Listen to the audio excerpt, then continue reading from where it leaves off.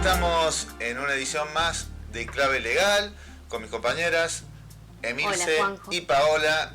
Mi nombre es Juanjo Colauti. Ustedes se pueden comunicar al 351-763-8475. Nos pueden sugerir temas o pueden opinar de lo que hablamos en nuestros programas. En el programa anterior hablamos y describimos y comentamos todo acerca de la ley Olimpia, pero nos quedó pendiente algo muy puntual que es el tema de la pena, Emilce.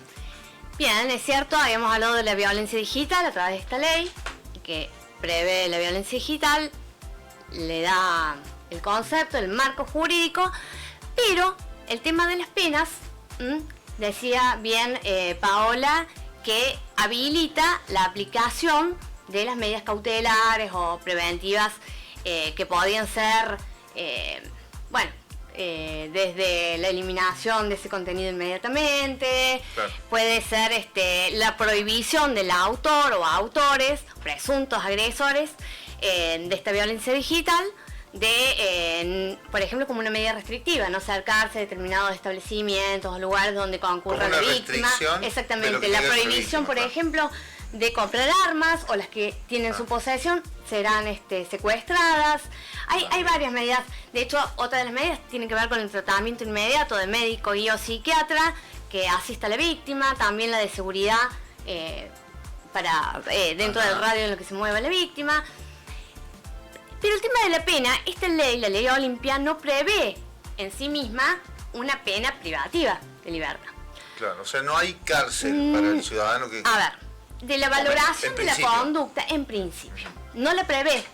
Bien. Pero, ¿quién queda atrás? Si de la valoración de la conducta delictiva se resuelve que es un delito, queda atrapada por el Código Penal. Claro. Pero la pena va a depender del tipo y la modalidad de la violencia digital.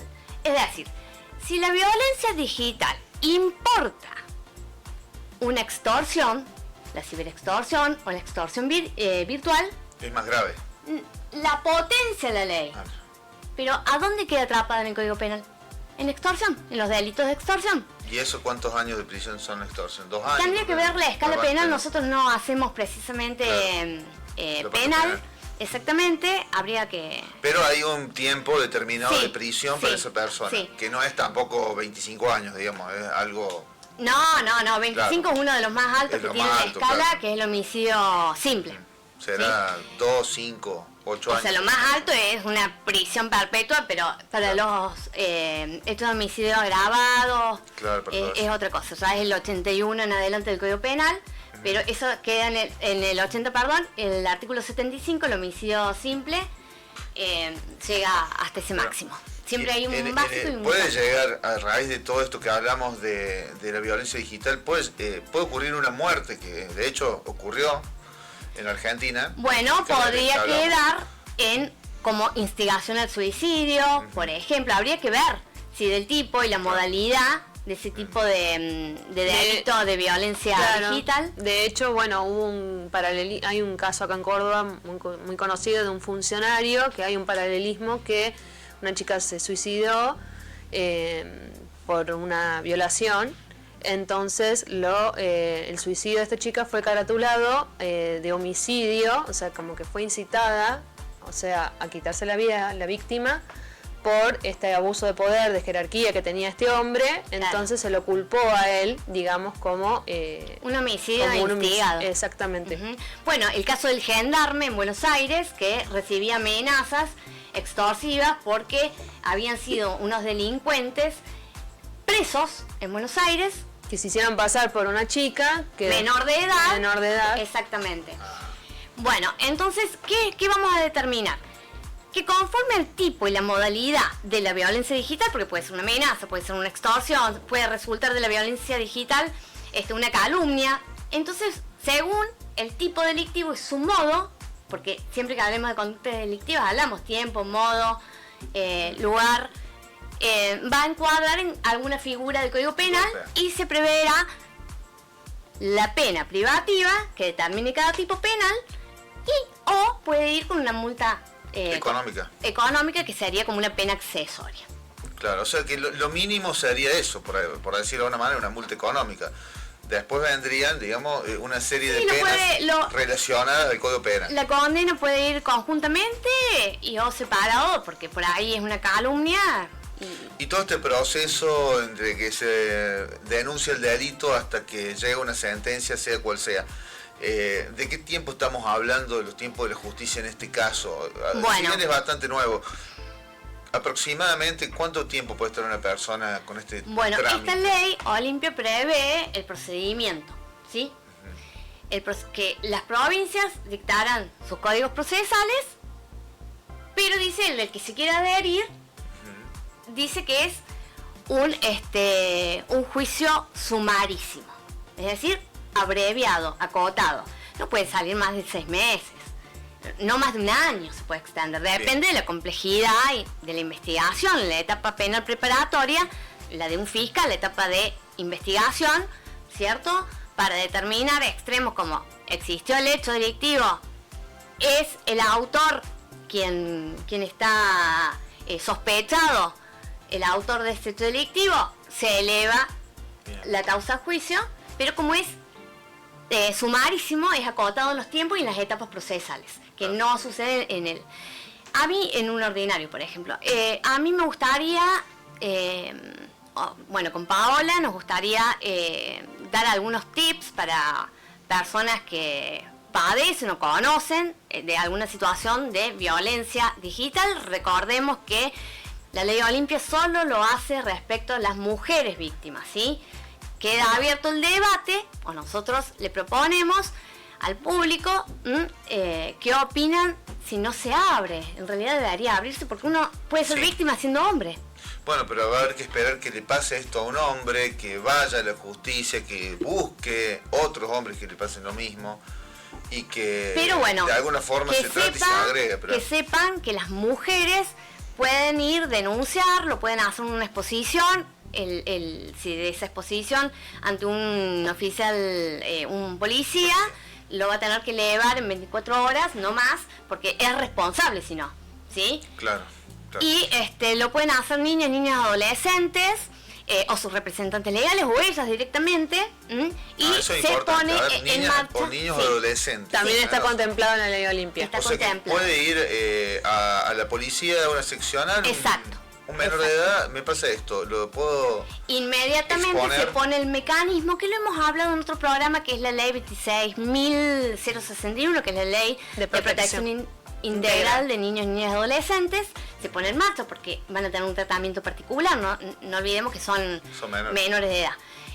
Lo puede hacer una tercera persona, ¿sí? Cuando la víctima, por algún impedimento momentáneo o permanente, supongamos tiene algún tipo de discapacidad, o por ejemplo un impedimento psíquico o físico y no lo puede hacer, lo puede hacer un tercero. Las actuaciones son actuaciones reservadas, ¿sí? Así que no tengan miedo, no va a haber difusión ni mucho menos, son lo que se llaman, como en el derecho de familia o en el derecho de violencia familiar, son reservados los expedientes. Hay una protección de confidencialidad. Claro, o sea, no van a ir a decir, esta persona vino a la policía. O sea, para que vayan tranquilos a denunciar. No se difunden nombres ni de la víctima ni posible autor del delito o autores. La verdad que hemos tratado muy bien este tema. Le hemos dado una profundidad interesante. No sé si les queda algo más, Paola, sobre esto, o pasamos ya directamente a lo próximo. ¿Algo más para decir sobre Bueno, y perdón, si se trata de un delito, si esta violencia digital exclusivamente lleva o en sí mismo un tipo de delito sexual, lo tiene que hacer la única legitimada para accionar, para denunciar, es la mujer afectada, la víctima. Pero no obstante, puede hacerlo un tercero porque puede estar de alguna manera impedida, pero tiene en 24 horas esa afectada tiene que rectificar o ratificar esa denuncia. Bien, bueno, tocamos entonces este tema. Está muy bueno, cualquier duda que tengan nos pueden consultar, nos pueden escribir, mandar mensajitos. Nuestra línea es el 351-763-899. 8475. Ahora tenemos que hablar de otra cosa. Es un tema que por acá lo tengo agendado. Dice que la Justicia Federal de Córdoba procesó al dueño de una clínica. Cuéntame por qué. A ver, Paola. Bien, bueno, vamos a hablar de una cuestión, de un tema muy delicado, la verdad. En tanto en cuanto es también un vacío legal, una deuda que tenemos en nuestro ordenamiento jurídico acá en Argentina, que es el tema de la subrogación. ¿Qué pasó con esta clínica? El caso comienza a través de una denuncia en el 145, que el 145 es una línea especializada para los delitos de trata de personas. Entonces, por medio de una denuncia anónima, se llega a la fiscalía y se empieza a investigar el delito en sí, que es trata de personas. ¿Por qué se investiga esta clínica? Porque a través de esta denuncia y de la investigación que hizo la fiscalía, se determinó que se captaban a mujeres en situación de alta vulnerabilidad para que subroben el vientre. ¿Qué quiere decir? O sea, vienen una pareja, que se le dice pareja concomitente, que tienen el deseo de ser padres. Bien. Pero por cuestiones de salud, por cuestiones íntimas o lo que hace al seno familiar propio de esa familia, no lo pueden hacer por sus propios medios. Es lo que se llama, digamos, vulgarmente el alquiler de vientre. Exactamente, pero no sería así y no, porque lo que no está regulado, pero sí se puede hacer a través de un pedido judicial, es por una elección altruista, por así decirlo. Es decir, no puede mediar remuneración o contraprestación alguna, por eso no es alquilar. Tratamos el término alquiler, es delito. O sea, es un acto voluntario de la mujer gestante, que por un contacto emocional, por una amistad, por ser familiar o demás, la mujer decide concebir a ese niño para que después sea entregado y sea parte de esta familia que está queriendo tener un hijo. ¿Qué pasó acá en Córdoba? A través de esta denuncia, ¿qué hace la fiscalía? Va al juzgado de familia, donde se hacen estas peticiones para después registrar a los chicos en ese seno familiar. Perdón. Sí. ¿Por qué? Autorización judicial, como bien dice Paola. Nosotros en nuestra legislación no tenemos regulado, como bien lo dice, lo que se llama la gestación por sustitución o subrogación de vientre, ¿sí? Entonces hay que pedir autorización judicial para llevar este tipo de tratamiento, ¿sí? Bien. Y así se acreditarán ciertas cosas, ya lo vamos a ir desandando, para que luego de darse la autorización se realice ese tratamiento con éxito, supongamos, y nace la criatura luego con vida.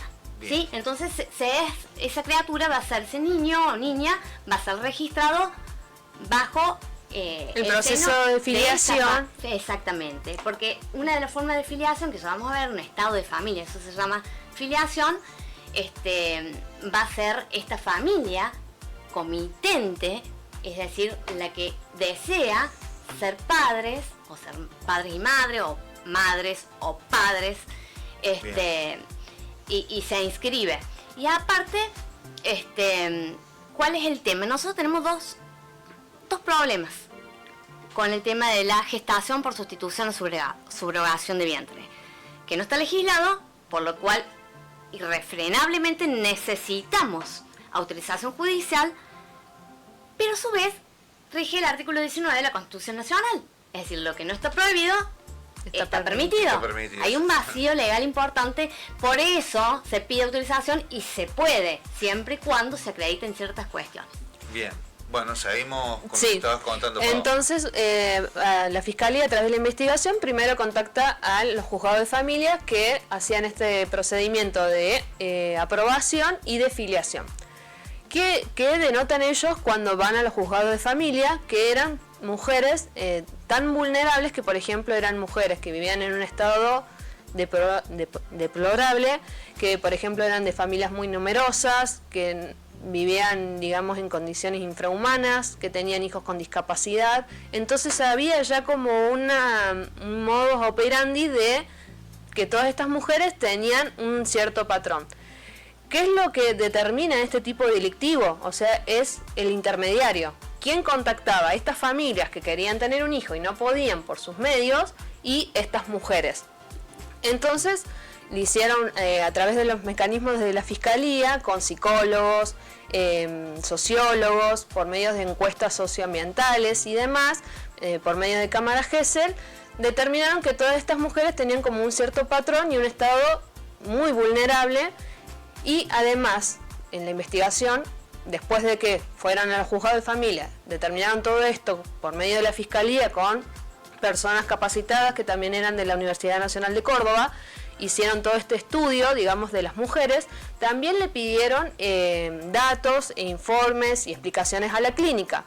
Cuando van y le piden a la clínica, la allanan y encuentran, por ejemplo, porque aparte de estar acusado el dueño de la clínica, está la secretaria y un abogado, que encontraron ellos a partir de la investigación, que tenían mecanismos de contactación los abogados con estas mujeres, donde ellos se ponían en contacto y le decían: mira, por prestar servicio de subrogación, o sea, mal dicho, alquilar tu vientre, nosotros te damos una suma X de dinero. Y también lo que denotaron que, o sea, estaban estos mensajes de intercambio, y que también, o sea, lo que ellos cobraban y le daban a las mujeres era una cifra ínfima. Entonces también había de parte de ellos como un enriquecimiento al poner en contacto la familia y a estas mujeres. O sea, hacían un negocio. Exacto. Son como empresas en un sentido de derecho comercial, sino claro, o sea, ilícita, ¿no? Explotaban mujeres, literalmente. ¿Sabe? Literalmente. El dinero que recibían estas mujeres víctimas de estos dueños de la clínica. Sucede que está en etapa de investigación. Es muy nuevo, sí, es muy nuevo. Yo acá tengo un dato que dice que el juez ordenó embargos por más de 1.051 millones para garantizar posibles reparaciones económicas a las presuntas víctimas. Sí, porque aparte... Es mucha plata lo que pide para las víctimas. Es que o sea, deben ser muchas víctimas. El problema, y acá donde está el tema de la explotación, ¿qué pasa? O sea, porque estamos hablando de seres humanos, con todo lo que implica un embarazo, con todo lo que implica el seguimiento, con todo lo que implica el tema de la cuestión de salud, tanto para la mujer como para el bebé que se está gestando, y que estas mujeres, como la trataban como una mercancía literalmente, las abandonaban después, y si llegaban a tener algún problema de salud, tenían algún problema psicológico, algún tema de, por ejemplo, de posparto, claro. Nada, o sea, y por ejemplo también se llegó a investigar, se llegó a la conclusión de que había un abogado que había mensajes de un abogado que estaba contactando de nuevo a una mujer que hacía 45 días que había parido. Entonces, si no hay una denigración, digamos, ahí, y si no hay un negocio explícito, o sea, es impresionante cómo trataban a la mujer como mercancía para gestar niños. Sí, en esta época, ¿no? Que pase eso es realmente increíble. Sí, hay un caso jurisprudencial, atendiendo a lo que está sucediendo actualmente en Córdoba con este caso, que el año pasado, fue el año pasado, en junio del año pasado, la Cámara Nacional de Apelaciones en lo criminal y correccional, que es el juzgado número 5 en Cava, en Ciudad Autónoma de Buenos Aires, se llegó a la investigación. Se están investigando paralelamente dos causas por separados, pero de las sendas pesquisas de esa investigación resulta que se trataba de un modus operandi similar en un lapso que coincidía desde el 2018 hasta el 2024. Ajá. Hubo 49 alumbramientos, es decir, partos, nacimientos de niños, donde las partes involucradas eran las mismas, y oh casualidad que estos comitentes, es decir, estos que desean ser padres, eran extranjeros. Ajá. Por lo tanto, acá... Cobraban en dólares, me imagino. Claro, no, y también todo... Aparte eran del interior, los traían a la clínica, a una clínica, la clínica M. No hay muchas referencias porque todas estas se expresan con siglas, ¿sí? Para preservar la identidad de las mujeres que están en un estado de vulnerabilidad importante. Hay un desequilibrio o asimetría también de poder, ¿no es cierto? Sí, la verdad que no me puedo imaginar cómo pueden convencer a estas mujeres de que hagan esto por me imagino, muy poco dinero, a cambio, y además sin que ellas puedan decir, bueno, ¿y después qué? O sea, como que no se puedan defender. Buscan ese tipo de mujeres muy vulnerables, lamentablemente, para hacer negocio. No, y además, como te decía, que el tema de la subrogación, como hay que pedir una aprobación judicial, todo el entramado, porque los abogados las preparaban para qué tenían que decir en el juzgado, porque, o sea, ellos tenían que ir con todo un cuento armado para que el juez le dé la autorización para empezar el procedimiento. Entonces, era todo, y además también se descubrió que había publicidad por redes sociales, que había publicación, o sea, que había como una propaganda callejera, o sea... Claro, para lograr la cooptación de estas víctimas, que son consideradas como cosa reproductora, porque es un disvalor. Aparte, hay una causa a tenor de lo que nos está contando Paola, que en un juzgado, en el año 2023, en un juzgado de Mendoza, el juzgado de, se llama así en Mendoza, juzgado de familia, número 8, también habían pedido autorización, pero como bien nos está explicando, uno tiene que pasar por la autorización judicial para realizar estos tratamientos, porque son tratamientos complejos, para que luego queden inscriptos bajo esa familia, esos comitentes, así se llama. Y sucedió que de las entrevistas, se les hace entrevistas a las partes, la entrevista que se le hace a la mujer gestante era una declaración escueta, cerrada. ¿sí? Había cómplices del otro lado también. Y representada por la abogada de los mismos padres comitentes, ¿sí? Claro. Y el desequilibrio también, no se dio la autorización, por supuesto lo denegó el juzgado de familia número 8 en Mendoza. La verdad que es un tema muy complicado. Sí, porque aparte acá se involucra el tema, como ella dice, de la trata de personas también, ¿no? Claro, eso tiene mucho que ver con la trata de personas. Es lo mismo que si agarran a personas en la misma situación para prostitución o para otras cosas. Digamos, cuando uno comienza a investigar, se da cuenta que concurren muchos delitos. Hay como un concurso real de delitos, ¿sí? Bueno, y en este caso, estos dueños de la clínica, bueno, no sé quién más estaba, la secretaria involucrada, toda la gente involucrada. ¿Cómo sigue esto una vez que están denunciados? ¿Cómo se llegó a que existe esta denuncia? ¿Tenés esa información?